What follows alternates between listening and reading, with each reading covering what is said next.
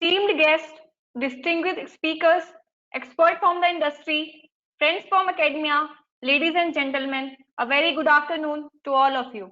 I, Astha Dwivedi, will be your host for this webinar.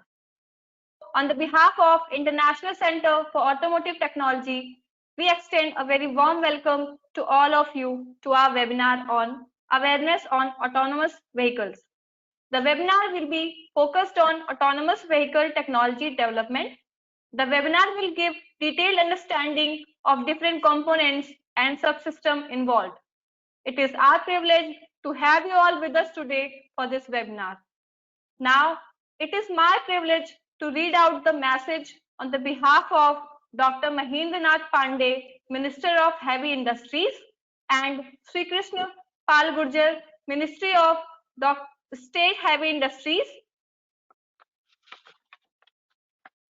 आजादी का अमृत महोत्सव प्रगतिशील भारत के 75वें वर्ष का उत्सव मनाने और जनता, संस्कृति तथा देश की उपलब्धियों के गौरवशाली इतिहास को स्मरण करने की सरकार की एक पहल है। इसी पहल के तहत भारी उद्योग मंत्रालय 10 से 16 जनवरी 2022 तक आजादी का अमृत महोत्सव मना रहा है। भारी उद्योग मंत्रालय ऑटोमोटिव और कैपिटल गुड्स क्षेत्र सहित विश्व स्तर पर प्रतिस्पर्धी हरित और तकनीक आधारित विनिर्माण क्षेत्र के विकास पर ध्यान केंद्रित कर रहा है, जिससे विकास और रोजगार सृजन को बढ़ावा मिलता है। इस विजन को साकार करने के लिए मंत्रालय ने भारत में इलेक्ट्रिक वाहनों का तीव्र अंगीकरण और विनिर्माण स्कीम, राष्ट्रीय उन्नत केमिस्ट्री सेल एसीसी, बैटरी भंडारण कार्यक्रम, ऑटोमोबाइल और ऑटो घटक के लिए उत्पादन संबद्ध प्रोत्साहन पीएलआई स्कीम, भारतीय कैपिटल गुड्स क्षेत्र में प्रतिस्पर्धा संवर्धन स्कीम आदि सहित कई पहलें शुरू की हैं। भारी उद्योग मंत्रालय ने सीपीएसई और स्वायत्त निकायों के सहयोग से आजादी के अमृत महोत्सव के समारोहों के लिए नवाचार, विनिर्माण, उत्कृष्टता, आत्मनिर्भर भारत, पर्यावरण और वहनीयता, स्वच्छ भारत स्वतंत्रता संग्राम आदि विषयों पर ध्यान केंद्रित करते हुए 10 से 16 जनवरी 2022 के सप्ताह के दौरान देश में 40 से अधिक स्थानों पर एक्शन 75, अचीवमेंट 75, आइडिया 75 और रिजॉल्व 75 जैसे विषयों को केंद्र में रखते हुए कार्यक्रमों और क्रियाकलापों की श्रृंखला की योजना बनाई है।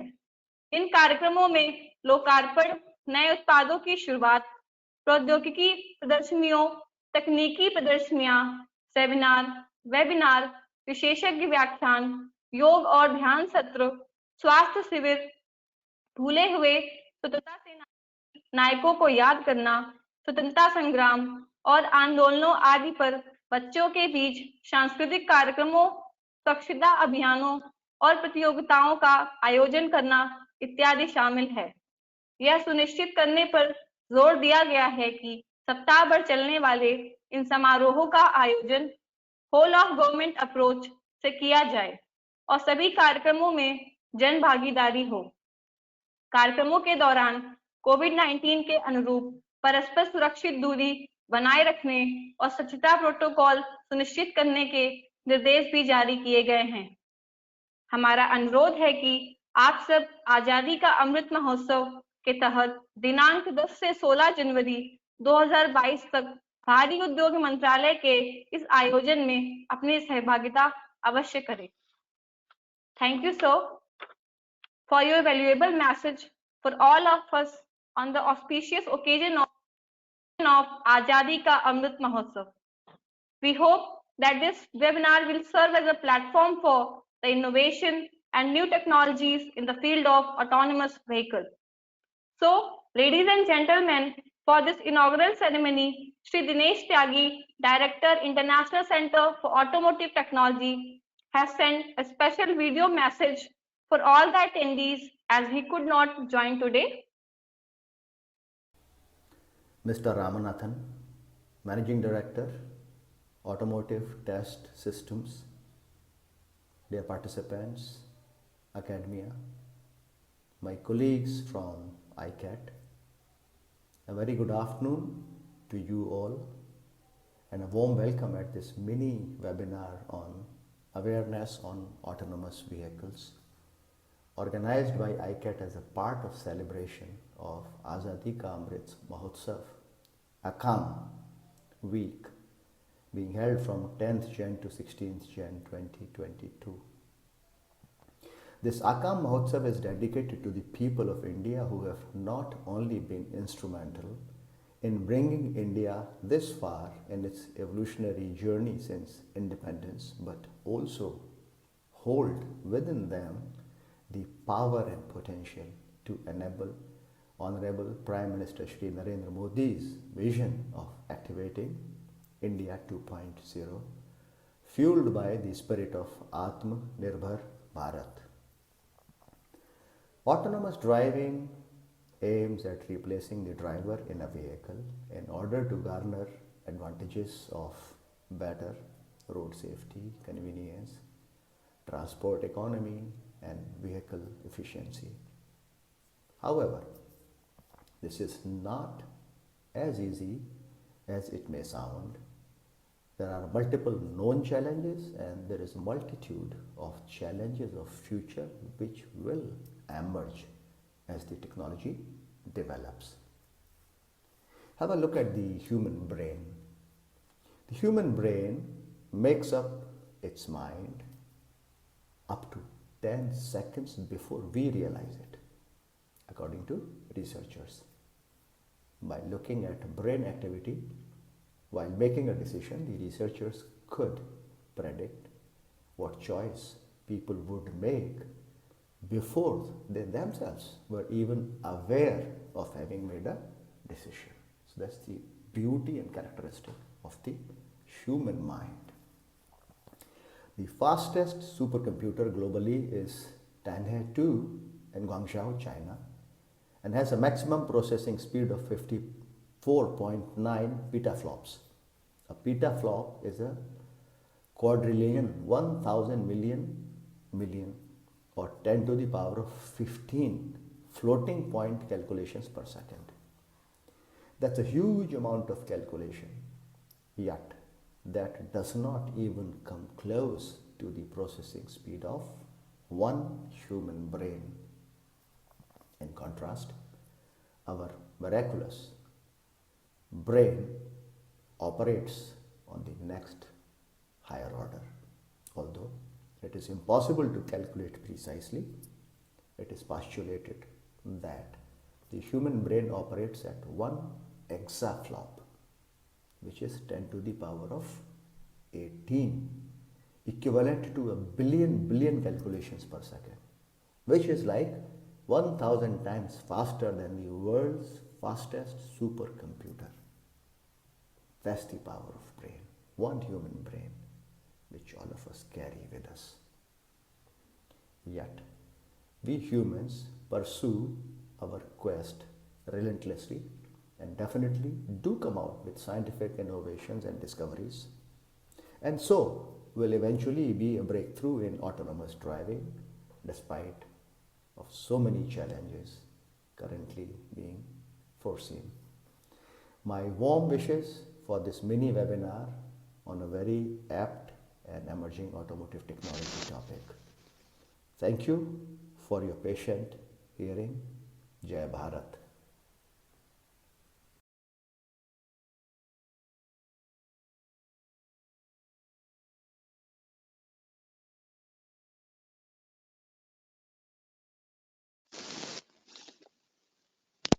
Heartfelt thanks to Director, International Center for Automotive Technology for his inaugural address in his encouraging words. Thank you, sir. We will start with the presentation now. If you have any question during the presentation, just write them in chat section.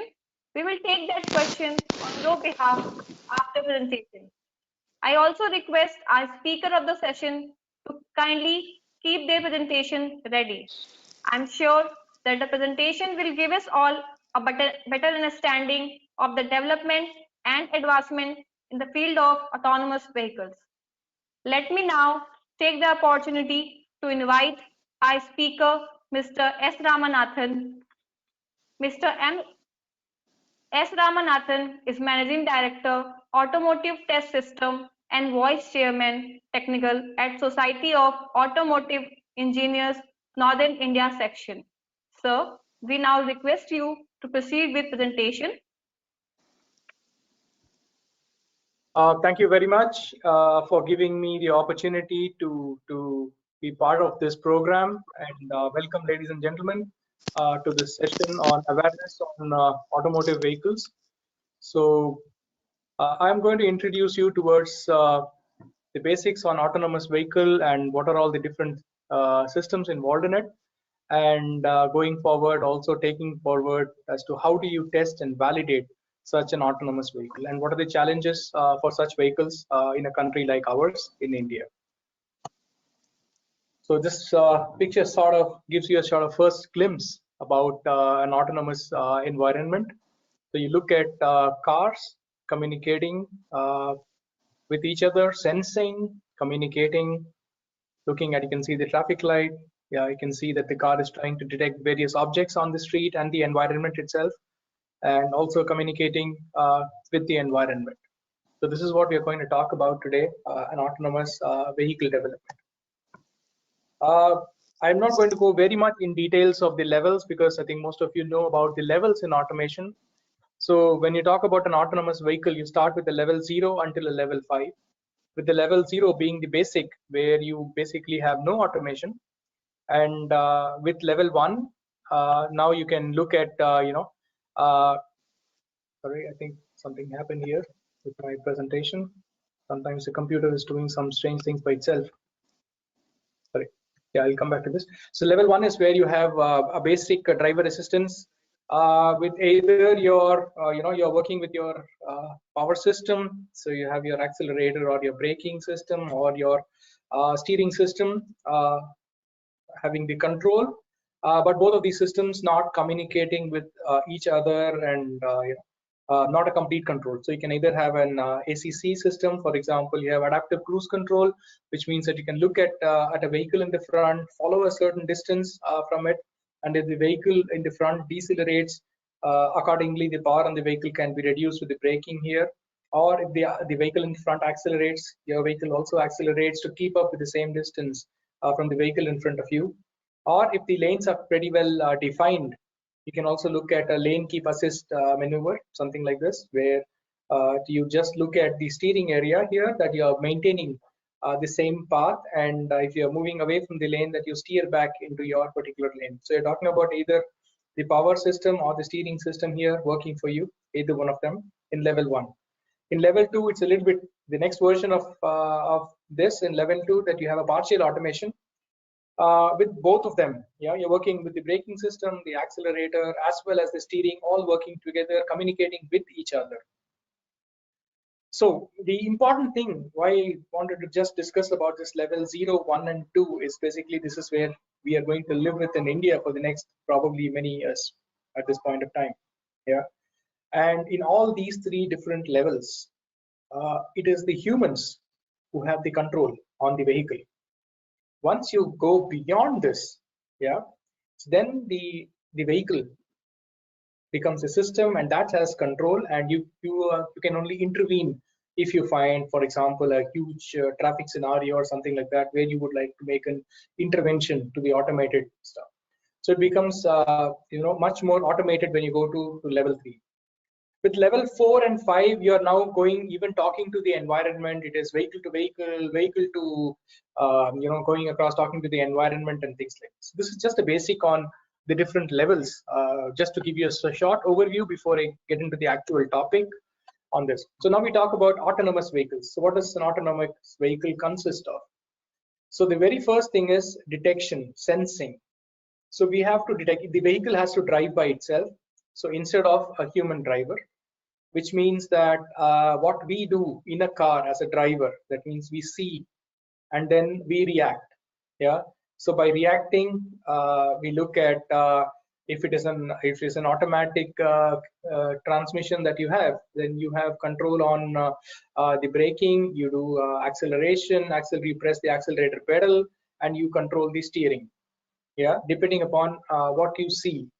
So accordingly, now you have sensors replacing us, which is going to sense what is in front of us and what are other characters or other uh, objects on the street doing. So it will sense. Now you have very fast computing. Mr. Tyagi just explained about the power of human computer. People are generating supercomputers, mini-sized supercomputers, which can be placed inside cars. And these high powerful processing units, which we call as the controllers, are going to take up all this data from different sensors and then take the decision making. And the decision making is basically something that is developed by the humans themselves. We develop the algorithms to be put inside these computers, which are going to process this. So based upon our inputs here, which has been given onto the controller is going to take action. So you have the actuators, which are going to take the action on behalf of you. That means you are not going to brake here. The braking system will also be controlled by this. So there will be a discussion within this master controller, giving signals across to probably the controller which controls the braking system, the ESP probably, and then also looking at the steering system and the other systems in the vehicle. So the powertrain, safety systems, if there is an accident, if it detects a collision, probably the safety systems will be deployed, or certain alarms would be given across. I don't know, there could be multiple things happening depending upon the situation. So coming back to the sensor fusion, I said sensor fusion, so which means that one sensor may not be enough to cover what our eyes and ears, what we hear and what we see cannot be covered with just one sensor. So that's why we have different sensors in the vehicle to help us or help the vehicle to navigate. So different types of sensors, just describing a few of them. We are looking at radar sensors. It has got its own advantages, disadvantages, looking at short range or medium range radar sensors, and what can they detect, and how fast are you able to process data from the radar. What happens if multiple vehicles on the road with radar, what kind of signal interferences you can get. Every sensor has got its own pluses and minuses. So you always have other options of combining other sensors. So the next level going into is sort of a lidar. Yeah, so you have lidar sensors now also, which is a little bit better when it comes to probably night vision and looking at certain so it has got its own certain inherent advantages in detecting certain objects and characterizing what type of object is there in front of us. Going further up, probably cameras, and in some of the maneuvers, looking at the parking and certain stuff, we also use ultrasonic sensors. Yeah, so depending upon what we want to achieve and with what accuracy we want to achieve, different sensors are chosen depending upon what combination, what situations, what environment. You have night vision, you have issues with cameras at night and tunnels, and you also have situations with dense fog. So you have different types of situations. So depending upon, to counter all these situations, different sensors are used, multiple sensors are used, data from these sensors are taken in, and it's then the job of the controller then to analyze the data in real time that comes across from these places, these sensors, and then try to drive typically in the best way that it should in a road which is safe for the driver, the people sitting inside the vehicle, as well as the people sitting outside, or the environment itself, that we don't hurt anybody or damage any property. So that is the basic. And going forward, when you increase the levels, then it is also that you have seen that there are GPS, 5G is coming across, and then we can also communicate with the infrastructure. For example, these vehicles are able to detect traffic light signs. It can also detect the traffic signs that are put on the streets. Also read Google Maps and plan their strategy of driving in advance. Looking at the traffic also, which is a little bit ahead, that if they can see that it can sense that there is a dense traffic ahead, accordingly the speed algorithms can be recalibrated, and if the traffic is light, accordingly the speeds can be recalibrated as well. So the driving can be completely characterized by getting more information from the environment, which we call as, it can from the other systems, from satellites and other places, that you get a lot of information about what is happening on the street ahead, and also with the infrastructure, and take relevant action in order to avoid accidents and damages. So now when you develop such a vehicle, there are different people involved in this. So as I have talked about, there are companies which are developing sensors. There are companies which develop the entire vehicle. There are companies which are developing only the controller softwares and the controller algorithms. There are companies which develop both the sensors as well as the controllers. So again, there are a number of players involved in this. So in each one of these domains, they would like to test and validate the sensors, the controller, the algorithm, the actuation, everything, the entire vehicle itself. So today I'm going to talk a little bit about these different stages in the development of this autonomous vehicle. Right from the software in the loop side, model in the loop side, when you have these as only a model, that you start developing such a concept in the virtual area, that you develop a sensor, or you develop an algorithm, you develop a controller, and you would like to test it before you actually put it into a real vehicle. And then if you have developed this controller, you have your algorithms in place, then testing of it, only the controller or only the sensors alone, that you are able to test it before you put it into the vehicle. You have a controller, you don't have a sensor, but you would like to sensor the combination of the sensors and the controller as well as the actuators inside the vehicle. So I'll go into that as well. And then finally, you have a completely built vehicle with the sensors and with the controller and the actuation, everything included in it. So how do you test and validate that? So I'm going to just give you a, looking into the time, I'm going to just go briefly into all these topics quickly to just give you an impression about how these, what are the different things that are being done today in the world. And I use certain tools, so probably excuse me that I have used some of the tools that I'm using in my company in this presentation, but I have tried to generalize it. So don't look at the brand names and stuff like that. Important is that you understand the concept today.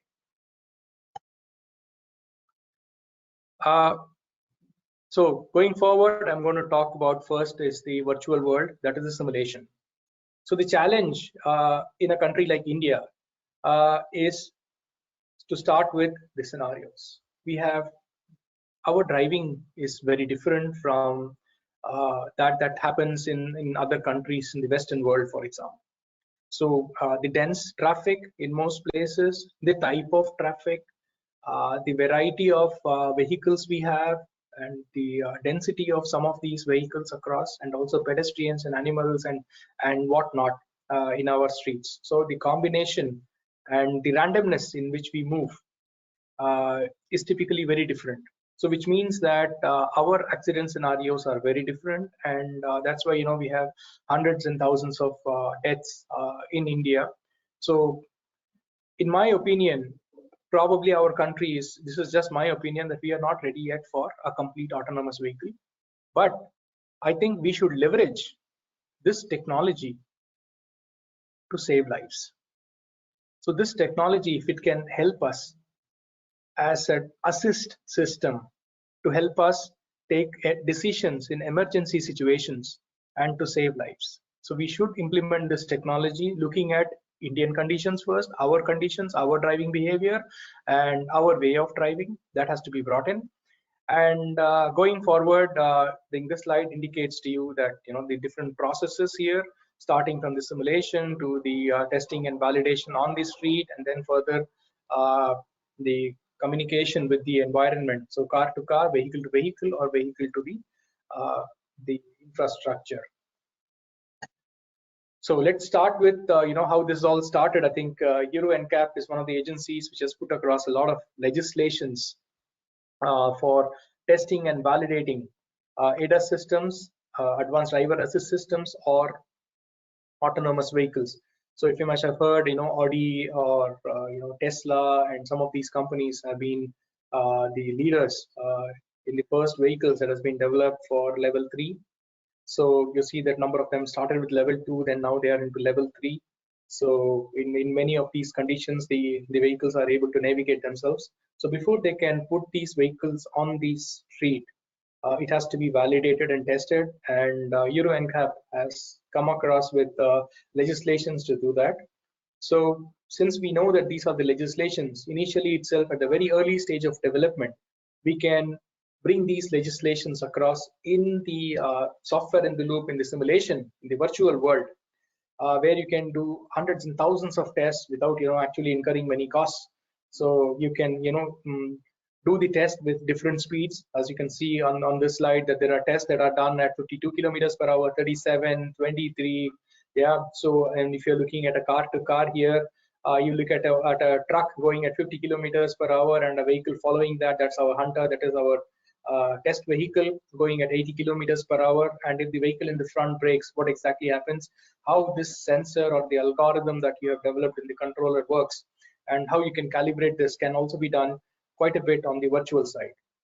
Yeah. And it is quite allowed that if you have a vehicle, you have validated it and you have correlated it with the software simulation, the further variants can also be tested and validated in the virtual environment in Europe.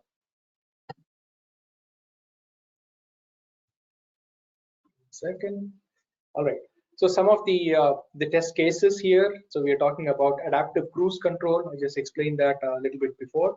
This is something that is now already coming into India, that you have a few models in India which are offering this feature here, adaptive cruise control and emergency brake assist.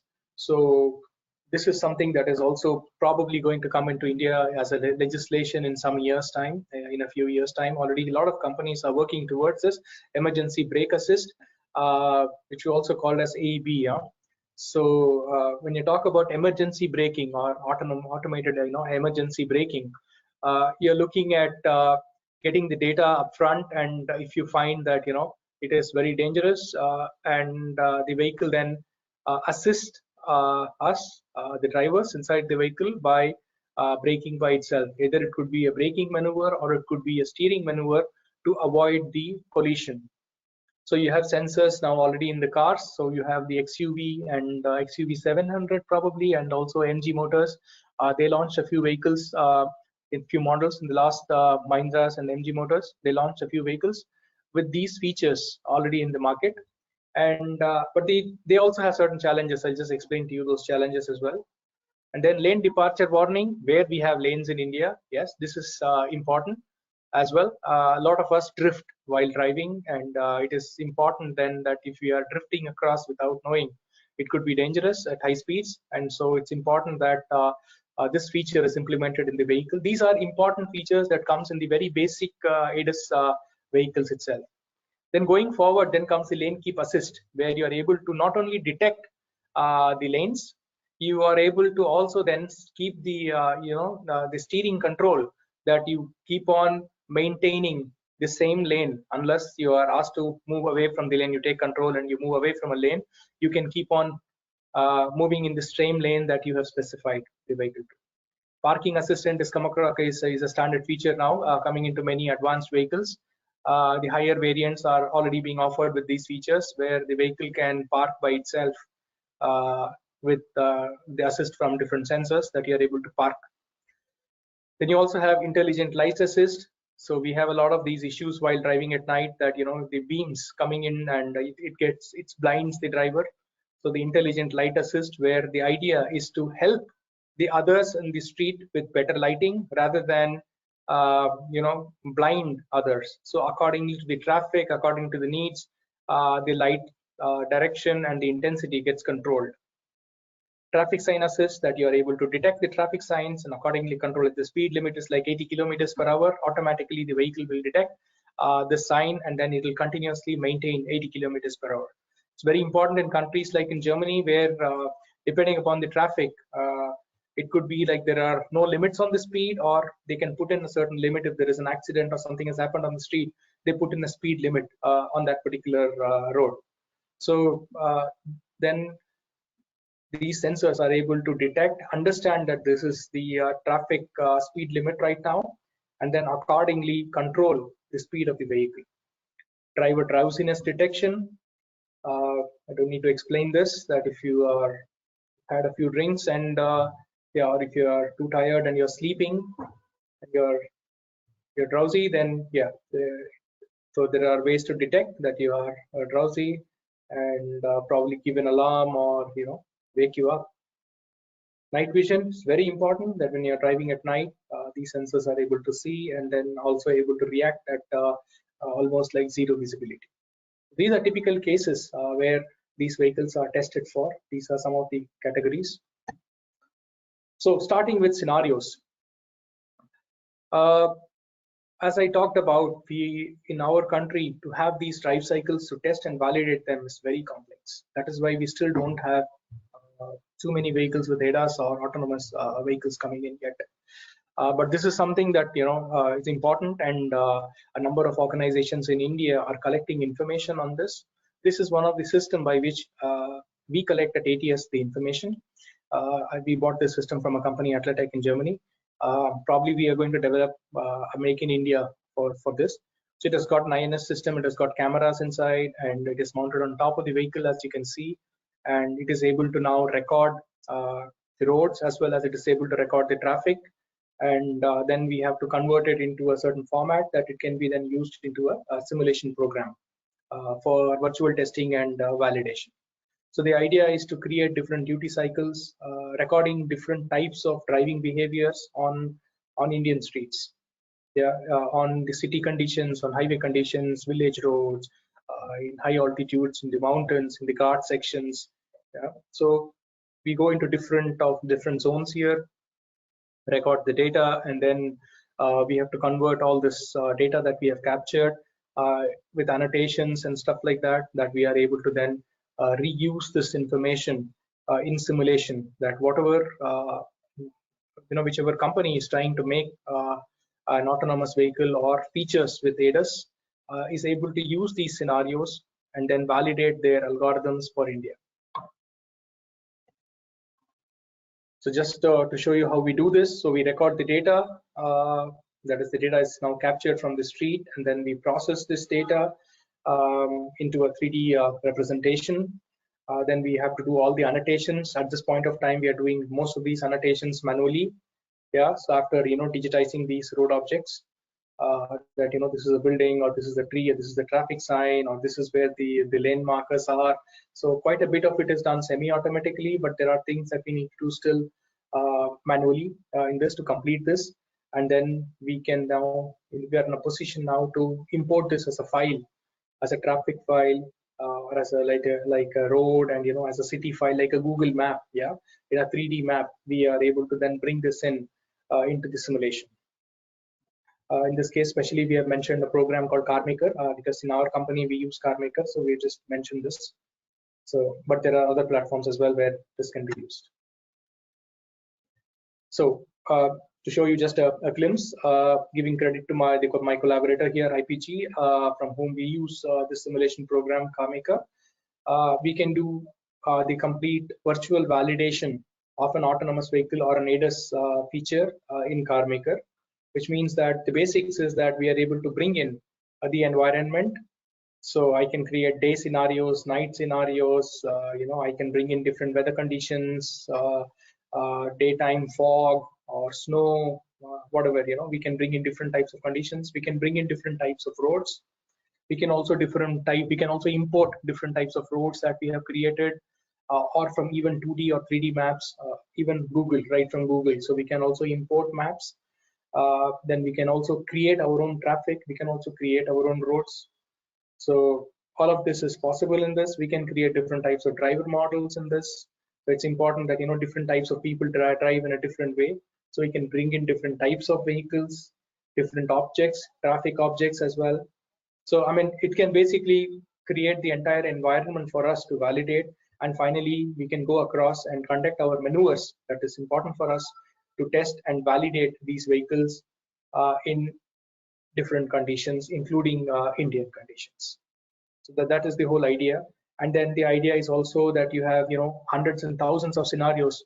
One of my friend, he told me that typically you would need something like 150,000 to 200,000 scenarios to depict almost all of different things that happen in India by which people, accidents are caused. Yeah. So this is a huge, vast library of scenarios, and if you want to test your vehicle or every model or every software algorithm that you're making, every sensor, for all these 150,000 scenarios, it takes a huge amount of time.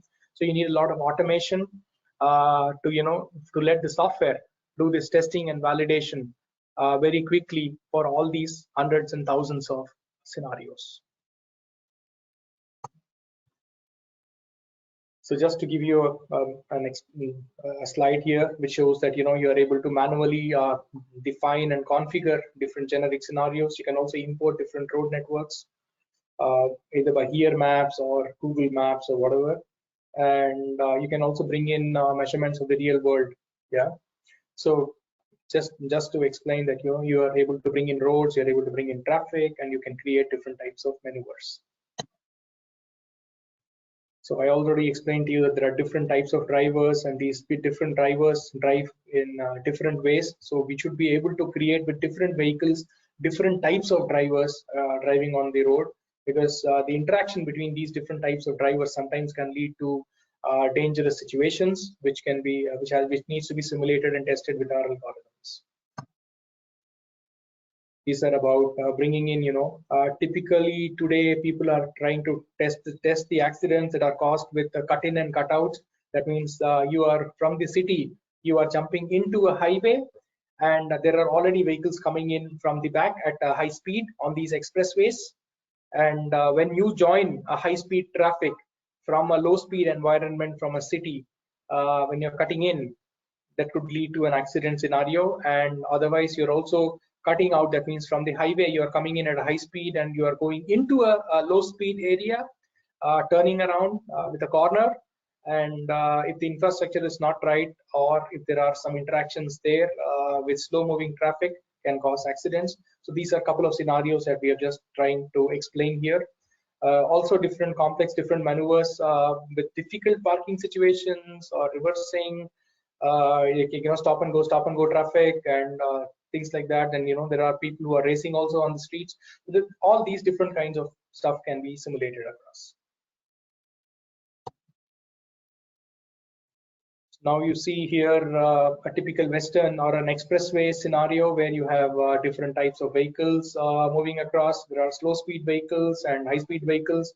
If I give you a typical example in India, looking at trucks which are stationary on the highway or which are moving, slow trucks moving on 2 lanes. We have only 2 lanes on some of these state highways, and on both the lanes there are trucks moving in, one slower than the other, and at least one of them trying to overtake it, and suddenly if something happens in the front, it stops, and the vehicle behind trying to overtake them gets squeezed into. So it can cause accidents. So there are a lot of situations that happens here on highways with these trucks and other traffic objects, which can then be simulated and tested across. So these are some of the maneuvers you see here. Some of them in split mu conditions. You have rains as well, and you have different types of surfaces. You have broken roads, or you have split mu conditions. Yeah. So where you have the surface is slippery and you have rain on one side, the other side you have a better adhesion, and then the vehicle can slip, and these conditions are also typically simulated and tested. So it just shows you an example of a maneuver, how we categorize the maneuver into smaller sections, mini maneuvers, and we can then configure and then run these mini maneuvers. So I already talked about the importance of test automation when it comes to so many different types of models, and so many different types of variants, and so many different types of scenarios to be tested. So it's important that we develop automation and to help fasten the testing and validation process.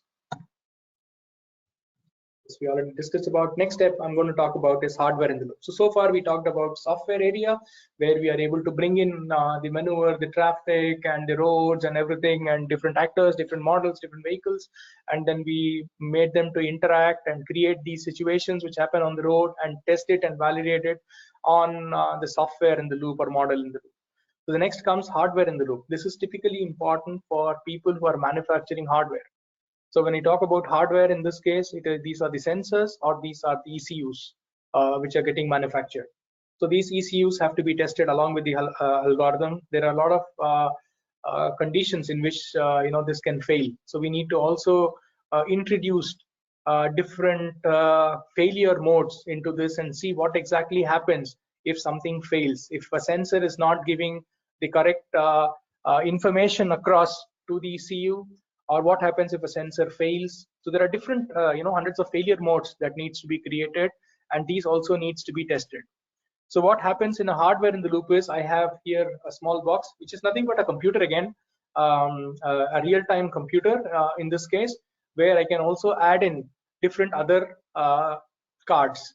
By cards I mean, I can have in analog or digital inputs, digital outputs, analog outputs. I can also have communication protocols defined. I can have cards for communication via CAN or Ethernet or FlexRay. So depending upon what the ECU typically uses, I need to select the right type of card, and depending upon what type of signal that this sensor is going to be generating. Because when I have only the ECU, I don't have the sensors in this case. So the sensor signals going into the ECU in the vehicle have to be taken from virtual sensors in CarMaker, and these sensor signals are to be sent across to the real ECU which is connected to this computer. So in this case, my software or the virtual domain, I just use the name CarMaker because we use it. This is inside this box. This is running in real time now. So this is a car maker hill right now, a truck maker, a motorcycle maker running inside in this particular system.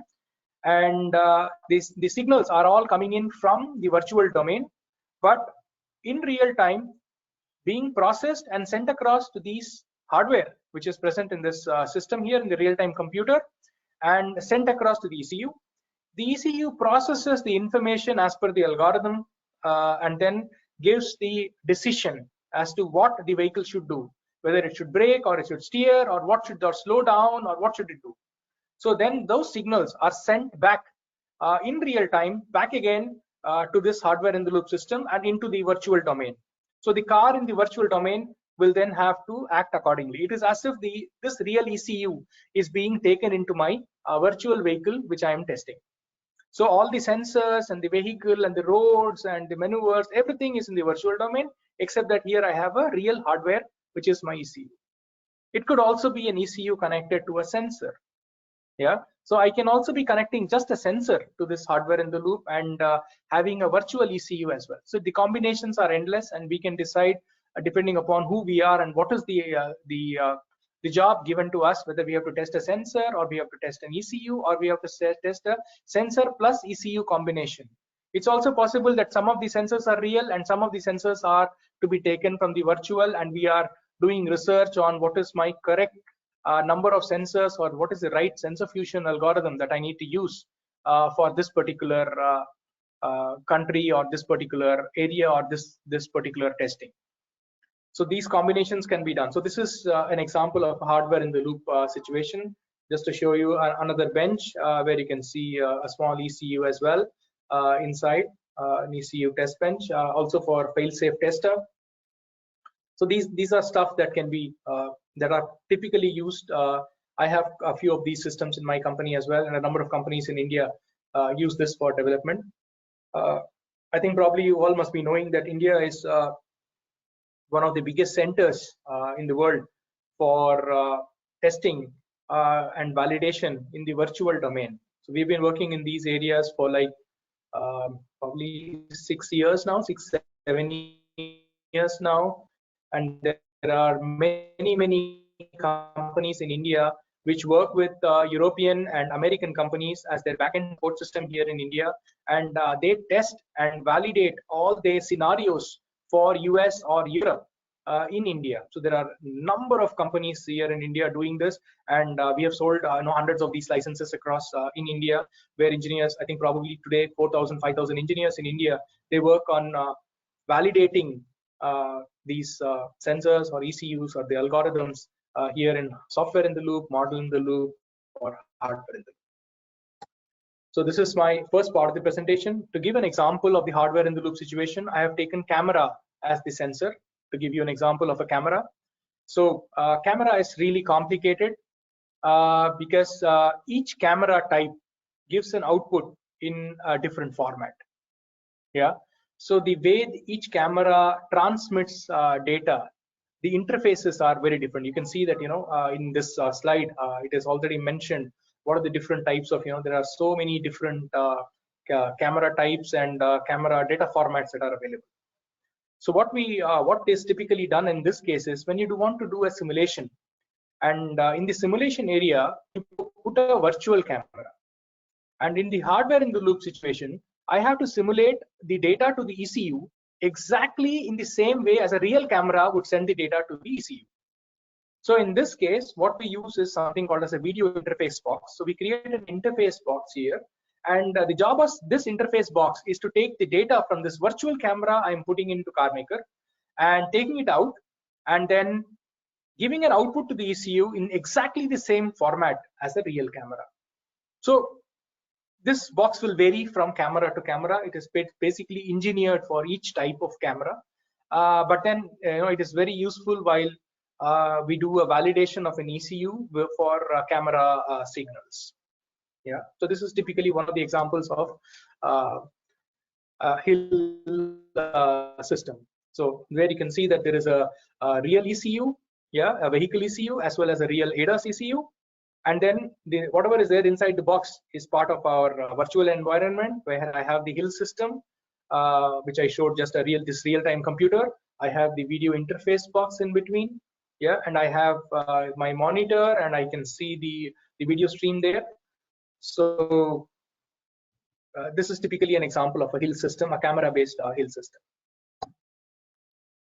People in the past, people who didn't have a video interface box, what they used to do was to actually run CarMaker on a big screen and then putting across a camera, their real camera, and then giving the inputs to the ECU to test it. Yeah. So this used to be called as a monitor Hill. So it's still in use in many companies for certain applications. This is also useful. So both these different technologies are used for validating cameras. So now we come to the interaction between the real and the virtual world. So the next process in development is if I don't have sensors, and if I have my controller, I have the actuation systems in my car, my braking, steering systems, my vehicle ECUs, everything is running perfectly. I just want to validate my ADAS ECU with my algorithm in a real vehicle. But I'm very afraid whether this my algorithm is right, or this is going to really work in traffic conditions. So I still want to test it in a real car. So how do you do that? So we have something called as vehicle in the loop. In the vehicle in the loop, the same hardware in the loop system that I showed you just in the slides, couple of slides before, the same hardware in the loop is brought into the vehicle. So I have the virtual environment sitting inside a real car. But the real car is not driven on traffic. It is driven on an empty place, probably a parking lot or just a ground, an empty ground. And the entire traffic, everything else is simulated in the virtual area. The sensors are in the virtual domain. The signals are all taken from this virtual domain and given to this real ECU. And then we see how this real vehicle performs. Because once the ADAS ECU takes control of the vehicle, it has to steer and brake and things like that. It will do, and it will control the vehicle and bring it. So what I'm going to do is to show you a video of this to visualize this and to have a look into a parking maneuver. Let's see.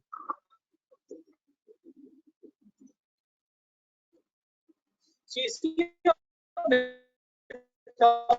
a parking lot, and on the bottom you see IPG CarMaker, the virtual domain. So on the top is just a car on a ground, but in the bottom, the same car is there with traffic. That means there are other cars also parked. Now this car has to park automatically. Now the vehicle ADAS ECU has taken control. It is moving the vehicle on the top, and its idea is to park it exactly between these two virtual cars. So this looking from inside the vehicle. So now the driver is driving the vehicle. You can see the virtual screen also there. We can also give you, real time some glasses, VR glasses there. Now he stopped it. Yeah. So the vehicle has taken control now. It feels that there are other cars parked now. So it is now steering and doing a reverse gear and parking the vehicle between two vehicles.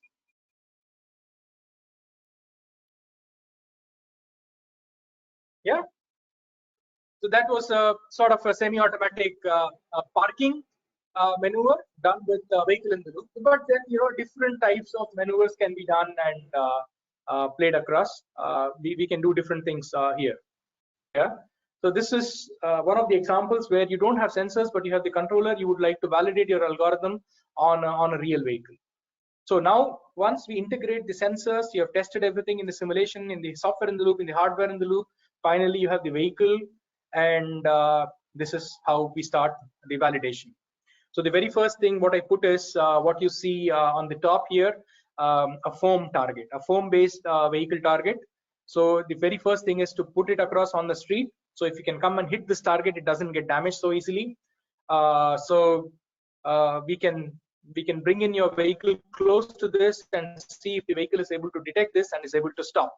So I can bring in the vehicle at 30 or 40 kilometers per hour or 20 kilometers per hour, and the job is that it has to detect and brake. So this is the first test where we are looking at a stationary target, a vehicle and a stationary target. The second step is, what if I can move this target a little bit? So you see on the right side, on the bottom corner, a Euro NCAP vehicle target system, where I am able to move this vehicle at 60 or 80 kilometers per hour or 100 kilometers per hour with a towing system. Along, you see those pipes with compressed air, and we can pneumatic pipes basically, pneumatic, and we are able to pull it along with the vehicle in the front, and the test vehicle, which we call as Hunter, is at the back, and this is what we are now testing for a AEB or an ACC situation. All kind of longitudinal tests can be done with such a kind of a test system. So I'll just explain to you what is there inside both these systems in a bit. These targets can be of different specifications and types. Yeah. So you see here, we can also create a village with intersections and things like that with inflated, these are all inflated stuff. So I just pump in air and I can create different stuff. The idea is that if I bring in a vehicle, the similar radar signatures should be given across to my vehicle ECU as if it is in a real building or a real vehicle. That is the idea. So this has been designed in such a way that the reflections and all are typically the same as a real building or a real vehicle. So you can have cyclists, or you can have traffic signs, and you can have the curbs. It is very important to have different types of curbs here, yeah, for the interactions. So all of this can be brought in an inflated way. It also makes for a cheaper stuff because I can just pull it back into my lab once I'm used it. So the area is not wasted. So just to give you some examples here, so right from tunnels to you see different types of objects on the inflated side. So you see some curbs here, yeah, 3D cars. Okay, now coming to the heart of the system, which is inside these stored targets. You have inertial navigation systems. Just an example here from a company, OXDS from the UK, who supply this. So we have one system in the test vehicle, which we call as a Hunter, and we also have another system in my target vehicle. So if I have a target, that is my Euro NCAP target, which is moving ahead, this soft crash target which we talked about, if that is moving, so we have another system there, so that we can, and we take the data from both of them, bring it into a software, which is my RT range, and this then calculates the distance between the two, and when do you start this test, and when the vehicle in the front brakes, and at what distance is my test vehicle able to detect the target and how fast it is able to brake, what was the time to collision. So there are different parameters that are measured. That is done by this particular system. To improve the accuracy of the GPS, we have a differential GPS. That means I also have a base station transmitting its position across to the GPS in both the target as well as the hunter, and to correct it and to make it to 2 or 3 centimeters accuracy. We also typically use wireless LAN nowadays on test tracks, and with these wireless LANs we are able to then communicate the data between the target and the hunter, and between the base station and the target and the hunter, and the software and the control system and all of that. So this is done on high speed so that the accuracy and the connectivity is good. So just to give you a short just visualization on the software part, that it is able to now estimate, calculate. Yeah, we can feed in a lot of data about the the breadth of the vehicle and the curvatures and things like this, and accordingly then we know the distances and in XYZ directions between different objects. Some specifications. Just to give you more than the specification, important for you is to look at what are the different parameters that are typically taken in. So when you talk about lateral distance, lateral velocity, talking about lateral acceleration, yeah, calculated to the lane, of course, and then longitudinal range, lateral range, resulting range. So you have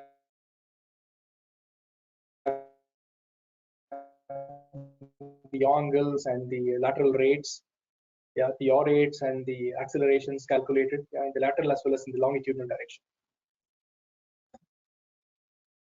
This is the system here, small system, which is typically also mounted on moving platforms. You see in the center picture a moving platform there of a pedestrian, below which the system is also mounted across, so that we can synchronize the platform along with the test vehicle. Just to give some specifications here, not so important. Important is that this system is able to measure multiple parameters with speed, distance, position.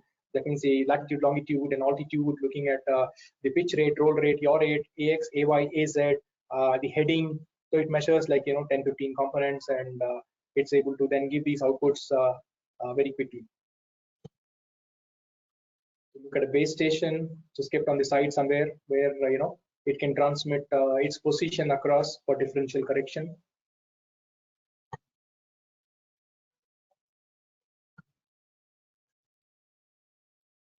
We already discussed about a little bit on the vehicle in the loop.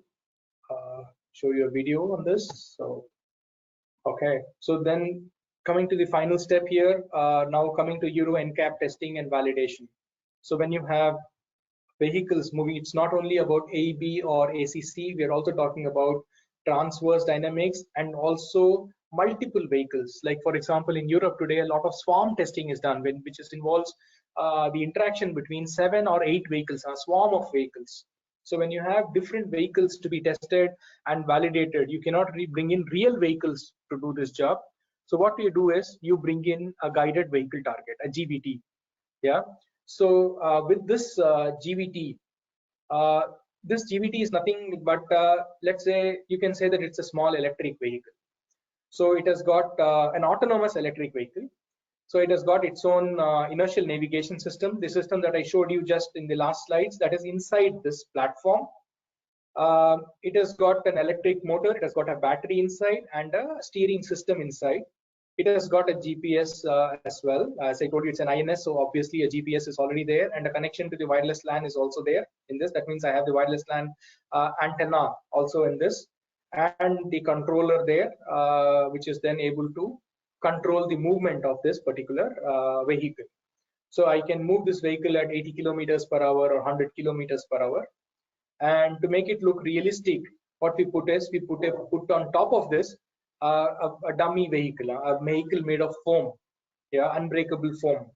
So on which it looks like and should be giving the similar, should have a skin which should be giving similar radar signals as a real vehicle. So that's the idea, that we are then able to create this vehicle. And inside my test vehicle, which we call as a hunter, to look at the strict regulation which says that I have to brake at this much G and things like this, which cannot be controlled by a human, we have robots. On the top, on the left hand side on the top, you see a steering robo doing a steering maneuver, controlling the steering, and in the bottom picture you see a brake and an accelerator robo, a combined brake and accelerator pedal robo.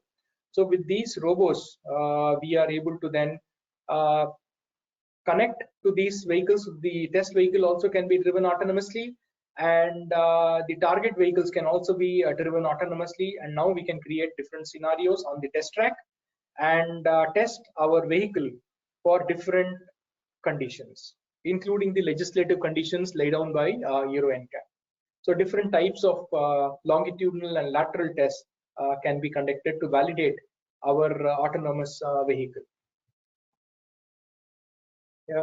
So here I have purchased the steering robo from AB Dynamics. So just a picture of the steering robo from them, from Anthony Best Dynamics from the UK. I've been using this system since 1996. So it's a long association I have with this company. They make very good robos. You can also see some pedal robos, and in the middle picture on the right side you can see a gear shift robo. So you can shift the gears using this if you have a manual or an automated gearing system. Yeah.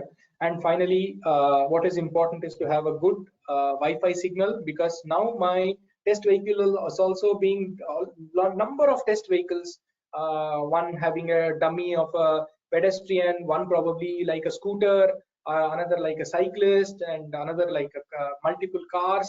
So you have 6 or 7 of these vehicles or 8 vehicles being driven across in a scenario, and and you also have to control all of them precisely at exactly those positions at certain speeds, so that the similar accident scenarios can be created, and we can check and validate our autonomous vehicle for different conditions without harming anybody. Yeah. So then you need good connectivity between them, and the interactions has to be perfect. That means the synchronization is the right word for this. All these objects, traffic objects that we are going to place on the test track to test our vehicle, has to be synchronized at exactly the same point. Yeah. So they should be in the same position at the same speed at exactly the same time that we have programmed. So that means we need to have a good connectivity between all these systems. So we typically use separate 5 gigahertz Wi-Fi for this kind of a testing on our test track. Yeah. In the past, we used to use a lot of radio modems, but today with getting better connectivity with the Wi-Fi, so we are able to create our own mini Wi-Fi system only for that area where we are testing, and we use all our systems with Wi-Fi today. Yeah. So this is just to give you a short introduction about the different components of autonomous vehicle and how they are developed or tested and validated in the software in the loop, in the hardware in the loop, vehicle in the loop, and finally on a test track with real systems. Yeah. So just to give you another picture here of our target. Yeah. So you see here on the left side the platform, and on the right side you see that we are assembling different foam with certain numbering, 1 right, 2 right, 3 right, and 4 right. They're all and 1C is for the center. So we have different panels marked very clearly 1, 2, 3, 4, and depending on which area that is, so we have to assemble all of that. Typically we are able to assemble such a vehicle in a few minutes, less than 10 minutes. Yeah. And if there is a crash and if it gets destroyed, we can reassemble it and use it again. Just to give you some specs about how big this platform is. Yeah, so it's nothing but a small electric vehicle that we are creating, and in the past it used to be 100 kilometers per hour used to be the max speed, but today with better motors and battery and things like that, we are able to go up to 120 kilometers per hour on such a platform. So time to see some videos.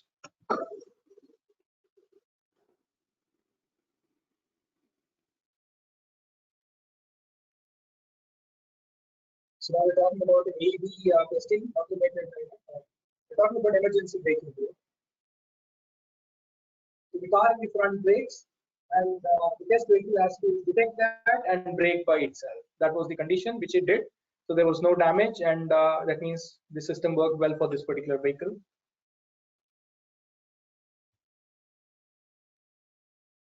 So in this case, this is a typical condition where you have switched off the ADAS, or if the ADAS system is not able to work, so it damages the test vehicle, but nothing gets damaged because the platform, I can even run a truck over the platform and nothing gets injured. So it's just that the foam gets dispersed across and I can reassemble it. Yeah.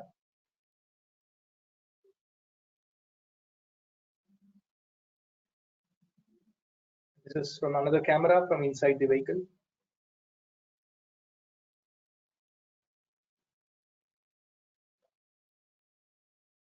Yeah.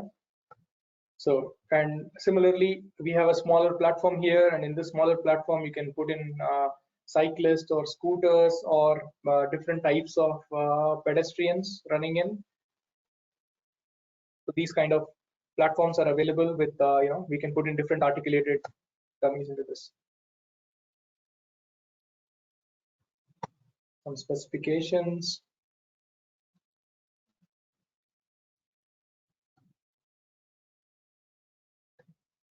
So that was about my presentation for today, to give you an introduction towards autonomous vehicle development and testing and validation of autonomous and ADAS vehicles. So thank you very much for listening, and if you have any questions, I'm happy to answer. Thank you, sir, for your wonderful presentation and with your enlightening words. Due to time constraint, we will revert all the answers of the questions to your registered email IDs. Sure. Thank you all for joining today's webinar. I hope all of you found today's webinar informative and useful. Stay healthy, stay safe. Thank you very much, and have a nice week ahead.